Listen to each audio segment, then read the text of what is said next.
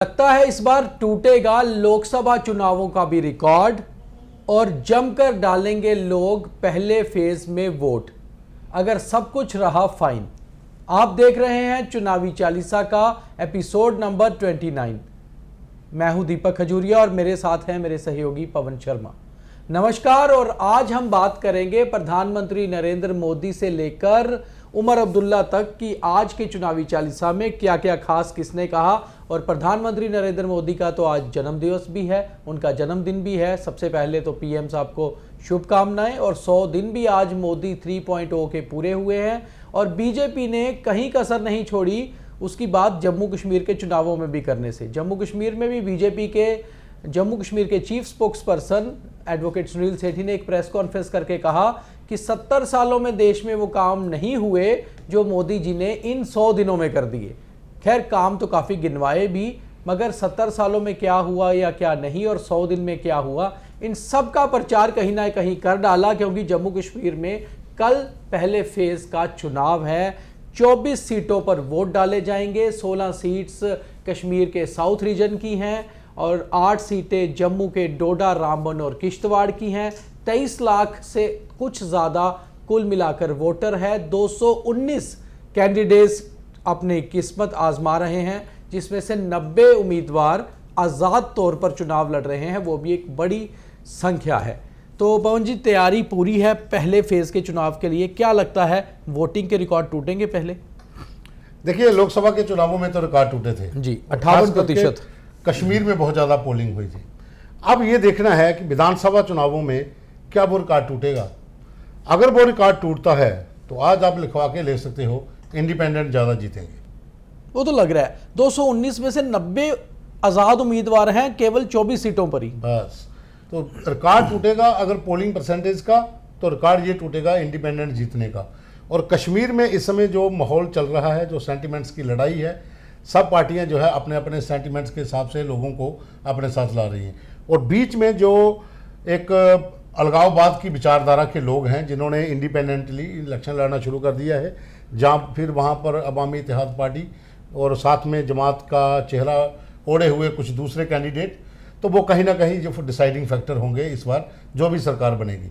लेकिन कल ये देखना होगा कितने % पोलिंग होती है, क्योंकि कश्मीर के भीतर अगर ज़्यादा पोलिंग आती है विधानसभा चुनावों की, जैसे लोकसभा के चुनावों में रिकॉर्ड टूटा था, अगर विधानसभा चुनावों में इस बार उससे भी ज़्यादा वोट पड़ते हैं तो नतीजे चौंकाने वाले होंगे। और जो नतीजे जो हैं कश्मीर घाटी से चौंकाएंगे। जम्मू संभाग में तो जितने भी कैंडिडेट खड़े हैं वो अपनी अपनी आइडियोलॉजी है पार्टीज़ की, उसके ऊपर है, लेकिन कश्मीर में डिफरेंट आइडियोलॉजी के लोग हैं, तो वो एक रिकॉर्ड इस बार फिर जम्मू में मुझे लगता है केवल आज़ाद वहां एज ले सकते हैं जहां पार्टियों के रेबल आज़ाद लड़ रहे हैं, बागी उम्मीदवार आज़ाद है, वहां पर एज हो सकता है। बाकी आज़ाद यहां कोई इतने दमदार नहीं है। जम्मू संभाग में आज़ाद 3 से 4 जगह के ऊपर टक्कर दे सकते हैं या जीत सकते हैं, उससे ज़्यादा नहीं। उससे ज़्यादा नहीं, क्योंकि यहाँ पर आप ऐसे तो तमाम जगह जगह पे लोग खड़े हैं। कुछ लोग नाम के लिए खड़े होते हैं, फेम के लिए, कुछ लोग सिर्फ इसलिए खड़े होते हैं कि मुझे भी इलेक्शन लड़नी है और हर इलेक्शन लड़नी है, पंच, सरपंच, MLA, MP, और 2-3 महीने सिक्योरिटी मिल जाती है, सिक्योरिटी मिल जाती है और अपना नाम बन जाता है। कभी इधर घूम रहे हैं, कभी खर्चा भी जेब से करते हैं, लेकिन कुछ लोगों को शौक भी होता है सारे चुनाव लड़ने का। मोदी सरकार 3.0 का आज 100 दिन पूरे हुए। 100 दिन पे गृह मंत्री अमित शाह ने दिल्ली में एक प्रेस कॉन्फ्रेंस की। वैसे बहुत कम होता है कि प्राइम मिनिस्टर नरेंद्र मोदी और गृह मंत्री अमित शाह कोई प्रेस कॉन्फ्रेंसेस करते हैं, सवालों के जवाब भी लिए, मीडिया के सवाल भी लिए, जवाब भी दिए, मगर उसका कहीं ना कहीं जम्मू कश्मीर की इन 24 सीटों पर कोई असर पड़ेगा आपको लगता है? देखिए, 100 दिन पूरे होने पर जो प्रेस कॉन्फ्रेंस हुई है जिसमें सवाल जवाब दिए रहे, तो जम्मू कश्मीर में वो चीज़ें ऑलरेडी हो चुकी हैं, बोल चुके हैं। वो सारा मुद्दा जहाँ पे डिस्कस हो चुका है, टेररिज्म और टूरिज्म दोनों की बात हो चुकी है, परिवारवाद की बात यहाँ पर हो चुकी है, जम्मू एक नया कश्मीर का विजन जो भारतीय जनता पार्टी का है उसकी बात हो चुकी है, संकल्प पत्र पहले ही पब्लिश कर दिया गया है, उसकी बात हो चुकी है। लेकिन एक चीज़ यहाँ आपने पहले जिक्र किया सुनील सेठी का, तो उन्होंने कहा कि वो इतने काम 70 सालों में नहीं हुए, 100 दिन में हो गए। तो इसमें आप टेन्योर गिन लीजिए, अटल बिहारी वाजपेयी भी थे प्राइम मिनिस्टर ऑफ इंडिया, क्या उस समय कोई काम नहीं हुआ था? 6 साल तो, हाँ 5 साल तो उनके भी थे। तो फिर ये सारी चीज़ें जो है ये राजनीतिक बयान होते हैं, उनको अगर उस तरीके से देखा जाए तो उसका अलग ही नज़रिया निकलता है। प्रधानमंत्री नरेंद्र मोदी रैलीज करेंगे कश्मीर में और कटरा में 19 को, परसों। और उसके साथ साथ ही एक नया कार्यक्रम आ गया है कि गृह मंत्री अमित शाह इस बार इन चुनावों में बहुत एक्टिव हुए हैं। 2014 में वो इतने एक्टिव नहीं थे, हालांकि तब वो बीजेपी के अध्यक्ष भी थे। इस बार वो गृह मंत्री हैं। वो ऑलरेडी जम्मू कश्मीर में 3 रैलियां कर चुके हैं। चौथी रैली करने वो 22 सितंबर को आ रहे हैं और आ भी कहाँ रहे हैं, जहां बीजेपी की साख दाव पर लगी हुई है, वो है नौशहरा कॉन्स्टिट्यूंसी। तो नौशहरा में 22 सितंबर को गृह मंत्री अमित शाह की रैली अपने जम्मू कश्मीर अध्यक्ष रविंदर रैना की कॉन्स्टिट्यूंसी में उनके लिए। तो ये प्रधानमंत्री मोदी जी की रैली कटरा में और उसके बाद अमित शाह नौशहरा जा रहे हैं। तो नौशहरा में कहीं लग रहा था कि कड़ा मुकाबला, तो अमित शाह जी का शेड्यूल फिक्स हो गया। नहीं, मुकाबला तो कटरा में भी है, मुकाबला रियासी में नहीं है। कटरा में जबरदस्त मुकाबला है। कटरा का एंगल जो है अयोध्या से जुड़ता है जी, उसलिए जो भारतीय जनता पार्टी की एक सोच है कि प्राइम मिनिस्टर कटरा में आए और वहाँ पर बारीदारों का सबसे बड़ा, जैसे हमने कल खबर की थी कि बारीदारों का एक बहुत तबका है रियासी और कटरा दोनों में, लगभग 36,000 वोट हैं। तो उन वोटों को ग्रैब करने के लिए कोई बयानबाजी हो सकती है, कोई वादा हो सकता है, जो उनकी डिमांडें हैं उसके ऊपर बात हो सकती है। दूसरी रही बात नौशहरा में भारतीय जनता पार्टी की जो प्रदेश प्रधान हैं उनकी साख जो है दांव पर है। आपके सीएम का चेहरा भी वही है। जिस तरह से बातें चल रही थी कि सुनील शर्मा होंगे या रविंदर रैना होंगे, तो सुनील शर्मा के लिए पार्डर में अमित शाह रैली कर चुके हैं और एक बयान भी दे के आए हैं कल अमित शाह। वो भी एक बहुत बड़ा बयान है। उन्होंने कल जनता से कहा है कि आप सुनील शर्मा को एमएलए बना के भेजिए, इनको बड़ा आदमी बनाने का काम हम करेंगे। हाँ, तो लगता है कि ये 2 चेहरों पे दाव खेला जा रहा है। बिल्कुल, सुनील शर्मा और रविंदर रैना, और रविंदर रैना की, और दोनों संघ के करीबी हैं, दोनों संघ के करीबी हैं और रविंदर रैना अमित शाह जी के भी करीबी हैं। तो रविंदर रैना की वहां पर नौशहरा में रैली करने का ये भी एक प्रमुख मुद्दा है कि इस बार वहां पर जो वेव है वो अपोजिट दिख रही थी। अब उसको ठंडा करने के लिए अमित शाह खुद वहां पर जा रहे हैं। अब रैली के बाद वहां पर क्या समीकरण बनते हैं, ये बहुत वो देखने वाली बात होगी। चलिए, अब एक और चुनावों से जुड़ी हुई बड़ी इंपॉर्टेंट बात है, और पवन जी आपसे इसका एक बार मैं ज़रूर लूँगा व्यू कि आप क्या सोचते हैं। कश्मीरी पंडित की वोटिंग बहुत इंपॉर्टेंट रहती है और हर बार ये होता है। कल 24 सीटों पर जो चुनाव हो रहे हैं उसमें से 16 सीटें साउथ कश्मीर की हैं, जिसमें पुलवामा है, त्राल है, शोपियां हैं, अनंतनाग है, जहां कश्मीरी पंडित माइग्रेंट्स बहुत ज़्यादा थे जो जम्मू आ गए थे 90 के दशक में, और अब वोट करेंगे जम्मू में। जम्मू में कल 19 पोलिंग स्टेशन बनाए गए हैं और पोरखू से लेकर बंद तालाब तक और तालाब तिल्लो से लेकर गांधीनगर, त्रिकुटा नगर, छन्नी में भी इस बार एक पोलिंग स्टेशन बनाया गया है। तो ये सारे जो पोलिंग स्टेशन बनाए गए हैं, क्या लगता है कश्मीरी पंडित इस बार घर से निकलकर वोट डालने जाएंगे? देखिए, पोलिंग स्टेशन हर बार बनते हैं। 2014 से पहले भी जो चुनाव हुए तब भी बने, लोकसभा के चुनावों में भी बने। लेकिन कश्मीरी पंडित समुदाय का एक ही मुद्दा रहा है कि हमें वो वोटिंग के लिए प्रॉपर डॉक्यूमेंटेशन नहीं होती। चुनाव आयोग ने कहा है इस बार सब कुछ क्लियर है, आप घर से आइए तो सही, एक बार वोट तो डालने। अब वो इस बार कहा है तो 10 साल के बाद चुनाव हो रहे हैं। लोकसभा चुनावों में तो यही दिक्कत हर पोलिंग स्टेशन पे आई थी। अब इन चुनावों में क्या दिक्कत आती है, जहां लोग वोट डाल पाते हैं, वोट बैन करेगा कल की वोटिंग पर। लेकिन इतना जरूर है कि इस बार मैदान में कश्मीरी पंडित भारतीय जनता पार्टी की ओर से उम्मीदवार के तौर पर खड़े हैं। मुझे नहीं लगता कि नेशनल कॉन्फ्रेंस ने किसी कश्मीरी पंडित को टिकट दी है। नहीं, अभी तक तो पीडीपी ने किसी को नहीं दी। अब तो दे भी नहीं सकते, खत्म हो गया। और बीजेपी ने 3 दी है, कांग्रेस ने भी नहीं दी। कांग्रेस ने भी नहीं। 3 कैंडिडेट बीजेपी के खड़े हैं और तीनों कैंडिडेट का जो वोट है वो अधिकांश जम्मू में, दिल्ली में, उधमपुर में, बेंगलोर में, महाराष्ट्र में, इन तमाम स्टेट्स के साथ साथ जम्मू के अलग अलग तो अच्छा खासा वोट है, अच्छा खासा वोट पर ये वोट डलता नहीं था। वोट पहले नहीं डलता था, इस अगर बार डलता था तो डिफरेंट पार्टीज को चला जाता था।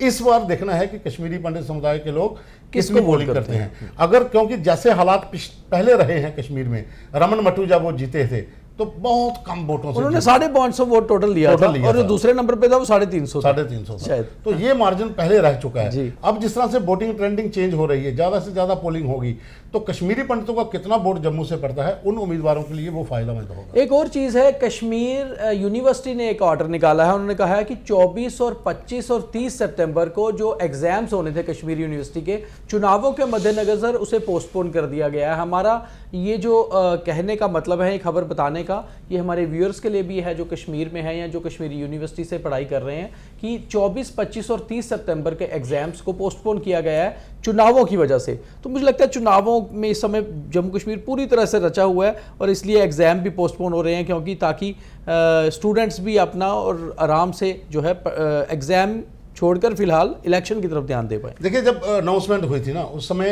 इलेक्शन कमीशन ऑफ इंडिया की तरफ से जो प्रेस कॉन्फ्रेंस थी, उसमें जो मुख्य जो चुनाव आयुक्त हैं उन्होंने साफ तौर पे कहा था कि हमने एलजी प्रशासन से कहा है कि जम्मू कश्मीर में चुनाव जो हैं वो शांतिपूर्वक और वोटर को हर सुविधा के तहत करवाएंगे। और उसमें क्या हुआ, एक तो एग्ज़ाम जो आप कह रहे हो पोस्टपोन हो रहा है, दूसरा छुट्टीज़ को लेकर है लीव का कि पैसे नहीं कटेंगे, है ना। तो ये कुछ चीज़ें होती हैं, वोटर ज़्यादा से ज़्यादा। और दूसरा स्वीप जो जम्मू कश्मीर सरकार ने शुरू किया हुआ है, तमाम साइकिल रैलीज, पैदल रैलीज, वॉक रैलीज, मतलब अलग अलग तरीके से लोगों को मोटिवेट कर रहे हैं कि आप वोट के लिए बाहर निकलिए। तो कहीं ना कहीं इलेक्शन कमीशन दमखम से चुनाव करवाने का वो कर रहा है। आज चुनावों की पूर्व संध्या है और पूरा दिन आज, क्योंकि कैंपेनिंग नहीं होनी थी जहां जहां कल पहले फेज में चुनाव है, तो आज वहां पर डोर टू डोर कैंपेनिंग करते नजर आए कैंडिडेट्स। मगर बहुत अहम ये रहा कि उमर अब्दुल्ला, हम उनका रोज़ आपको कोई ना कोई नया बयान सुनाते हैं, आज भी एक है वो, क्योंकि कैंपेनिंग करने नहीं जा सकते थे अपने कैंडिडेट के लिए, कैंपेनिंग खत्म हो चुकी थी, इसलिए वो आज कैंपेनिंग कर रहे थे बड़गाम में अपनी पार्टी के लिए, बाकी जो कैंडिडेट्स हैं उनके लिए। और बड़ा बयान उन्होंने दे दिया। शायद उनको लगता था कि इलेक्शन से एक दिन पहले एक बयान देना बनता है, लोगों पे असर देखते हैं कितना होता है। उन्होंने कहा है कि कुछ भी इम्पॉसिबल नहीं है, आर्टिकल 370 वापस आना भी इम्पॉसिबल नहीं है, वापस आ सकता है। अगर सुप्रीम कोर्ट के 5 जजेस का एक पैनल, एक बेंच ये फैसला दे सकता है कि आर्टिकल 370 हटना सही फैसला है, तो 7 जजेस का बेंच ये भी कह सकता है कि आर्टिकल 370 वापस बहाल हो सकता है। इसलिए उम्मीद पे दुनिया कायम है और हमें पॉसिबल मान के चलना चाहिए कि आर्टिकल 370 वापस आएगा। तो एक दिन पहले चुनावों के ऐसा बयान। पवन जी, देखो, मैंने पहले भी कहा था कि कश्मीरी लीडर जो है ना, वो समय पर चौका छक्का मारते हैं, बेट करते हैं। अब उन्हें पता था कि जिस इलाके में मैं कंपेन कर रहा हूं उसके साथ ही सटा हुआ दूसरा इलाका है, मैं वहां नहीं जा सकता हूं, लेकिन वो लोग मुझे सुनेंगे और उसका इम्पैक्ट तमाम कॉन्स्टिट्यूंसी में पड़ेगा। और ये बयान उस समय पर आना कि धारा 370 जो है आर्टिकल 370 वो वापस आ सकता है, भाजपा का कहना है कि वो दफन हो चुका है, अब वो नहीं आ सकता। लेकिन इन्होंने जो तर्क दिया कि 5 जजों की पीठ अगर कह सकती है तो 7 जजों की पीठ के बाद जब मामला जाएगा तब क्या होगा। तो कहीं ना कहीं लोगों के सेंटिमेंट्स जो हैं वो फिर अपनी ओर खींच रहे हैं। और इसी बीच एक और बहुत इंपॉर्टेंट स्टेटमेंट जमात का आया, जिससे ये लगता है कि वाकई ही जमात की आइडियोलॉजी कहीं ना कहीं कुछ बदल रही है और शायद इस बार जमात जो भी गुल खिलाएगी वो कुछ अलग होगा कश्मीर में। और कश्मीर का तो बहुत मशहूर है कि जब मौसम बदलता है गुल तो खिलते ही हैं। तो जमात इस्लामी ने जनता से एक आह्वान किया है कल के लिए, जहां 16 सीटों पर चुनाव होगा साउथ कश्मीर में। उन्होंने कहा है कि चुनावी दिवस को, इलेक्शन डे को ईद की तरह मनाइए, नए कपड़े पहनिए, सेलिब्रेट करिए, अच्छे पकवान बनाइए और वोट देने ज़रूर जाइए। तो ये जमात का बयान जो 1987 के बाद पहली बार चुनाव लड़ रहे हैं, वाकई ही लोगों पे बहुत असर करेगा, क्योंकि जमात एक आइडियोलॉजी कही जाती थी कश्मीर में, जो पार्टी चाहे कोई भी हो आइडियोलॉजी उनकी ही चलती थी। तो जमात ने कहा है सेलिब्रेट करिए इलेक्शन डे को ईद की तरह। देखिए, जमात इस्लामी पर तो प्रतिबंध है, लेकिन जमात कह तो दिया कैडर जो इलेक्शन लड़ रहे हैं वो ये दर्शा रहे हैं कि हमें भारत के संविधान के तहत अहद लेना है, चुनाव लड़ना है। और लोगों से कहा है कि आप इसको एक पर्व की तरह मनाइए, ईद की तरह मनाइए। तो कहीं ना कहीं जो उमर साहब या डॉक्टर साहब जो संकेत दे रहे थे कि डोर कहीं और है, और जिस तरह से इन लोगों को रिस्पांस मिल रहा है और जिस तरह की अपील की जा रही है वोटर के लिए, वो कहीं ना कहीं ये जरूर बताएगी कि कश्मीर में बदलाव होगा।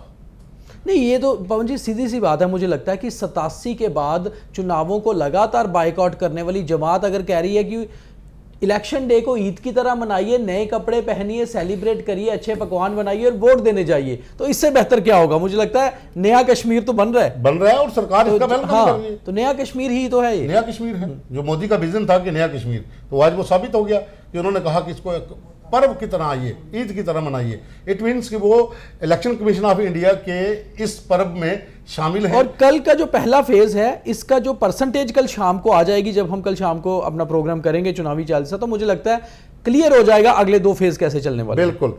कल ही डिसाइड और इलेक्शन की इस बार क्या वो पूरा स्टेटस रहने वाला है। तो कुल मिलाकर आज के चुनावी चालीसा में एक खास था। अब एक चीज़ बहुत ज़रूरी है, हमारी तरफ से भी आह्वान, इस बार का वोटिंग टाइम भी बहुत अच्छा दिया गया है। सुबह 7 से शाम को 6 बजे तक आप वोट कर सकते हैं। तो मुझे लगता है ये मौसम भी कश्मीर के हिसाब से और चिनाब वैली के हिसाब से ठीक है, बहुत सर्दी नहीं है, धुंध नहीं है और कहीं बारिशें हैं, बर्फबारी भी नहीं है, तो शायद लोग अच्छे बड़ी संख्या में वोट डालने के लिए जाएंगे। देखिए 13 घंटे बहुत होते हैं, पहले 10 या 9 घंटे मिलते थे, बिल्कुल अब 13 घंटे हैं।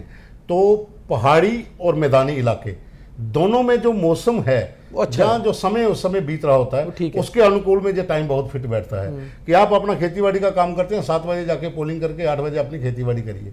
आप बिजनेसमैन हैं, 7 बजे जाइए, पोलिंग करके आ जाइए। अगर आप कहीं बाहर कहीं फंसे हुए हैं, दोपहर 4 बजे तक भी आ जाइए, तो आपके लिए 6 बजे तक वोटिंग, ये बहुत बढ़िया अच्छा है। तो सबसे ज़रूरी है मतदान, और मतदान का आह्वान द न्यूज़ रूम भी करता है कि सब कुछ बाद में, सबसे पहले मतदान, सबसे पहले मतदान, उसके बाद जलपान। हम भी यही कहते हैं कि ज़रूर घर से निकलिए, ज़रूर वोट करिए। वोट जो आपको कैंडिडेट सही लगता है, जो पार्टी सही लगती है, उसी को करिए।